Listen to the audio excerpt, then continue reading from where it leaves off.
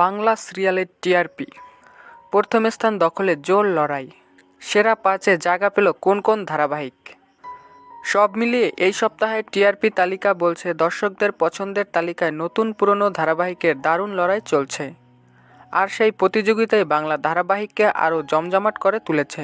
প্রতিনিয়ত পাল্টাচ্ছে প্লট, গল্প হচ্ছে আরও টান টান।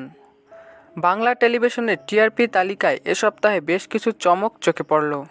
ধারাবাহিকগুলির মধ্যে প্রতিযোগিতা যেমন তীব্র, তেমনি দর্শকদের পছন্দেও এসেছে কিছু নতুন পরিবর্তন। প্রতিনিয়ত পাল্টাচ্ছে প্লট, পাল্টে যাচ্ছে গল্প। প্রথম স্থান দখলের লড়াই সামিল একাধিক ধারাবাহিকে, তাই একগুচ্ছ চমক বর্তমান। সকলকে পেছনে ফেলে প্রথম স্থান দখল করেছে পরিণীতা ধারাবাহিক, যার প্রাপ্ত নম্বর ৬.২। গল্প ও অভিনয়ের জোরে এই ধারাবাহিক এখন দর্শকদের সবচেয়ে প্রিয়। দ্বিতীয় স্থানে রয়েছে জোয়ারভাটা এবং পরশুরাম, দুটিরই প্রাপ্ত নম্বর ৫.৮। এই তিন ধারাবাহিকের মধ্যেই বর্তমানে জোর টক্কর সকলের নজর কাড়ে।